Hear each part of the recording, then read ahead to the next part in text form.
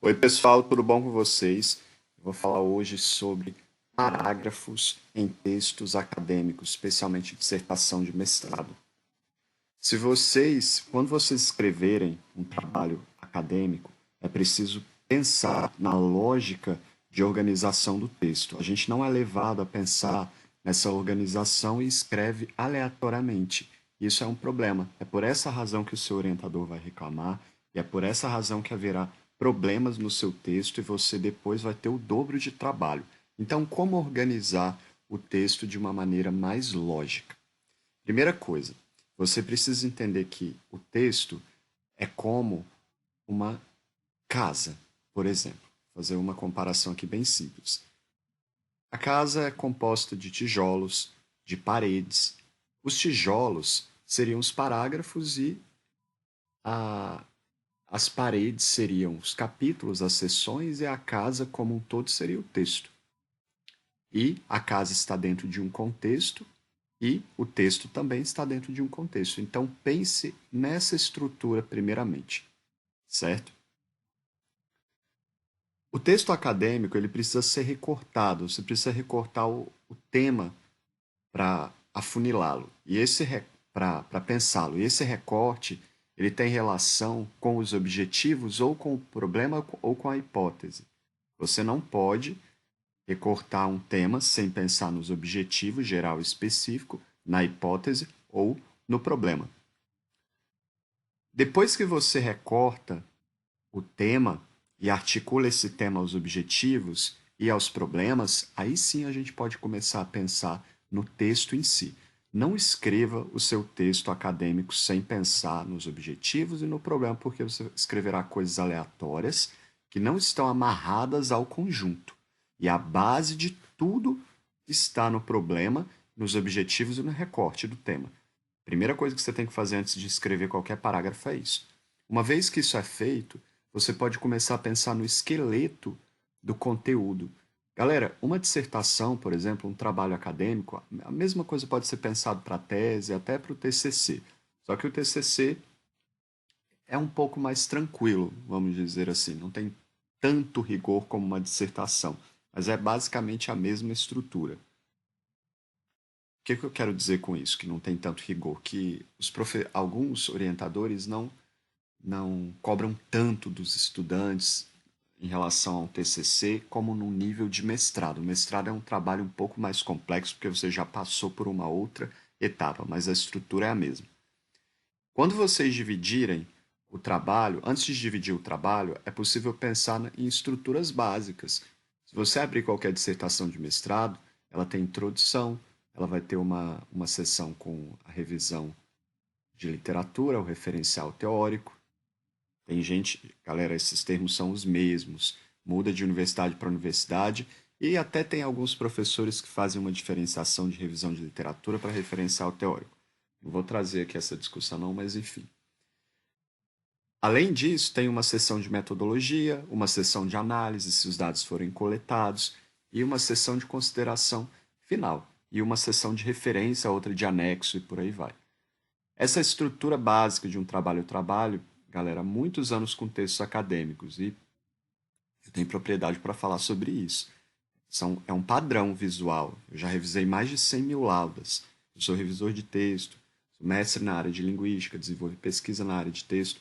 Então, a minha experiência verificando esses textos atrás, eu consegui observar esses padrões, por exemplo, que eu estou trazendo aqui para vocês. Essas são as divisões do sumário do trabalho acadêmico de maneira geral. Então você precisa, para desenvolver o seu parágrafo, saber qual capítulo você está desenvolvendo. Para que fique mais organizado, o primeiro parágrafo dentro de um capítulo é um pedacinho daquele recorte que você fez do tema geral. É afunilar. Se tem uma coisa maior, vai para menor, para menor, para menor, e esse movimento é feito, né? Cada capítulo é um novo pedaço que vai ser do tema que vai ser afunilado, esmiuçado em subcapítulos e seções. Dentro de todo capítulo e seções tem parágrafos. É preciso que você organize os parágrafos. Eu sugiro que você organize da seguinte maneira: um parágrafo introdutório para introduzir a ideia do que vai ser dito ali naquele parágrafo, depois naquele capítulo, né? Depois o texto em si, dividido em parágrafos, e um parágrafo para encerrar aquela sessão, né? Exemplos, para vocês entenderem e ficar mais claro. Depois que você anunciou, trouxe o parágrafo inicial para recortar o que vai ser dito ali, para você não ficar falando coisas aleatórias, né? Se você tiver no parágrafo se você tiver no capítulo de revisão de literatura, você pode separar a, a referência a autores, por exemplo, por parágrafo, você vai trazer, por exemplo, para o seu trabalho teorias de várias teorias. Então, imagine que você traga neste capítulo, você fale de 10 teorias importantes para o seu tema, para contextualizar o seu tema. É muita coisa, né, gente? Mas é só um exemplo aqui aleatório.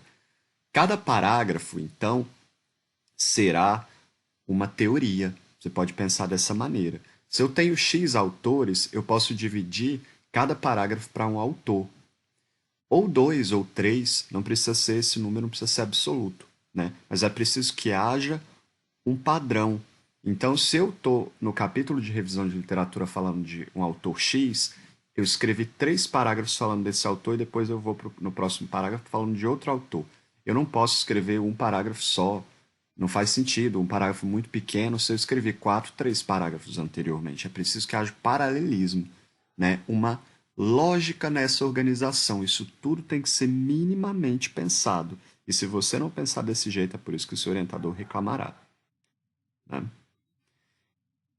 Se você introduz lá no seu parágrafo, no capítulo, que X, Y e Z será dito, por exemplo, você está escrevendo sobre cidadania, e aí você diz que existem 3 tipos de cidadania. Você pode construir um parágrafo para falar de uma, um para falar de outra e outro para falar de outra. Só que um parágrafo só, né, gente? Nesse caso, um texto acadêmico, você teria que usar mais parágrafos. Então, você pode colocar 3 ou 4 parágrafos para um tipo de cidadania, 3 ou 4 parágrafos para outro e 3 ou 4 parágrafos para outro.